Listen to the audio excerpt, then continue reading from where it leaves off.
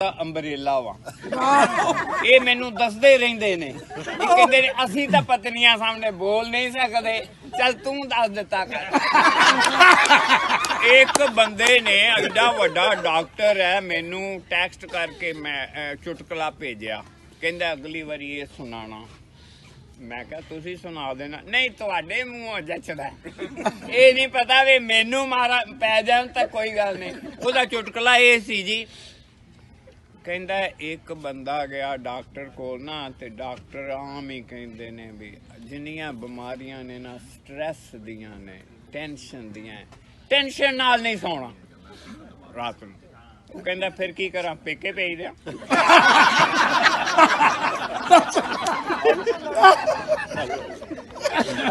Tension ਨਾਲ ਨਹੀਂ ਸੌਣਾ। ਇੱਕ ਬੰਦਾ ਗਿਆ ਡਾਕਟਰ ਕੋਲ ਡਾਕਟਰ ਨੇ ਚੈੱਕਅਪ ਕੀਤਾ ਤੇ ਕਹਿੰਦਾ ਤੁਹਾਨੂੰ ਨਾ ਕੋਈ ਬੜੀ ਪੁਰਾਣੀ ਬਿਮਾਰੀ ਚਮੜੀ ਹੋਈ ਹੈ ਜਿਹੜੀ ਤੁਹਾਨੂੰ ਹੌਲੀ ਹੌਲੀ ਖਾ ਰਹੀ ਹੈ। ਉਹ ਕਹਿੰਦਾ ਡਾਕਟਰ ਸਾਹਿਬ ਹੌਲੀ ਬੋਲੋ ਬਾਹਰ ਹੀ ਬੈਠੀ।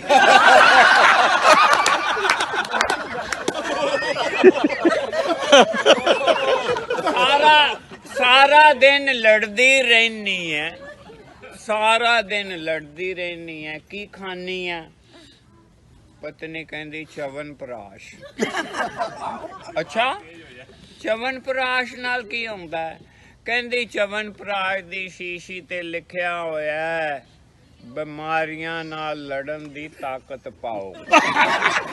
ਉਹ ਕਹਿੰਦਾ ਬਿਮਾਰੀਆਂ ਨਾਲ ਲੜ ਮੇਰੇ ਨਾਲ ਕਿਉਂ ਲੜਦੀ ਹੈ। ਕਹਿੰਦੀ ਤੁਹਾਡੇ ਤੋਂ ਵੱਡੀ ਬਿਮਾਰੀ ਹੋ ਗਈ।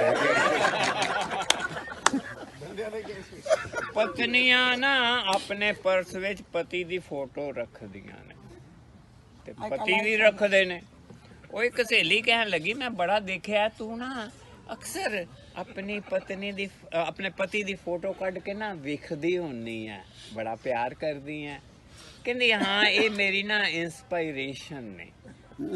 ਮੈਨੂੰ ਜ਼ਿੰਦਗੀ 'ਚ ਕਦੇ ਵੀ ਕੋਈ ਪ੍ਰੋਬਲਮ ਆਵੇ ਨਾ ਮੈਂ ਇਹਨਾਂ ਦੀ ਫੋਟੋ ਦੇਖਦੀ ਫਿਰ ਆਪਣੇ ਆਪ ਨੂੰ ਕਹਿੰਦੀ ਆ ਜੇ ਤੂੰ ਇਸ ਪ੍ਰੋਬਲਮ ਨੂੰ ਹੈਂਡਲ ਕਰ ਸਕਦੀ ਹੈ ਤਾਂ ਦੁਨੀਆ ਦੀ ਕੋਈ ਪ੍ਰੋਬਲਮ ਨਹੀਂ ਹੈਂਡਲ।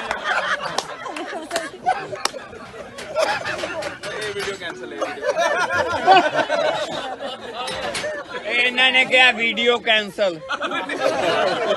ਖੜੇ ਰਹੋ ਜਰਾ ਤੁਹਾਡੇ ਵਾਸਤੇ ਆ ਤੁਹਾਡੇ ਵਾਸਤੇ ਆ। ਪਤੀ ਕਹਿੰਦਾ ਮੈਂ ਵਰਲਡ ਟੂਰ ਤੇ ਚੱਲਿਆ ਮੈਂ ਵਰਲਡ ਟੂਰ ਤੇ ਚੱਲਿਆ। ਪਤਨੀ ਕਹਿੰਦੀ ਅੱਛਾ ਇੰਡੀਆ ਜਾਓ ਨਾ ਤੇ ਮੈਨੂੰ ਸਿਲਕ ਦੀ ਸਾੜੀ ਭੇਜਣਾ। ਦੁਬਈ ਜਾਓ ਨਾ ਤੇ ਸੋਨੇ ਦਾ ਹਾਰ ਭੇਜਣਾ। ਜੇ ਫਰਾਂਸ ਗਏ ਨਾ ਤੇ ਪਰਫਿਊਮ ਭੇਜਣਾ। ਬੰਦਾ ਕਹਿੰਦਾ ਜੇ ਨਰਕ ਗਿਆ ਤਾਂ ਕੀ ਭੇਜਾਂ। ਕਹਿੰਦੀ ਆ ਨਰਕ ਜਾਓ ਤਾਂ ਉੱਥੋਂ ਆਪਣੀ ਵੀਡੀਓ ਭੇਜਣਾ। ਮੈਂ ਵੀ ਦੇਖਾਂ ਮੈਨੂੰ ਦੁਖੀ ਕਰਨ ਵਾਲੇ ਦਾ ਉੱਥੇ ਕੀ ਹਾਲ ਹੋਣਾ।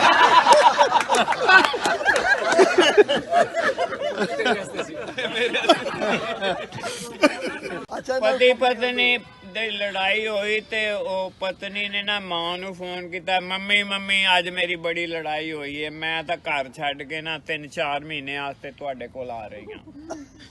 ਮਾਂ ਕਹਿੰਦੀ ਗਲਤੀ ਉਹਦੀ ਹੈ ਸਜ਼ਾ ਵੀ ਉਹਨੂੰ ਮਿਲਣੀ ਚਾਹੀਦੀ ਹੈ। ਮੈਂ 6 ਮਹੀਨੇ ਵਾਸਤੇ ਆ ਰਹੀ ਹਾਂ।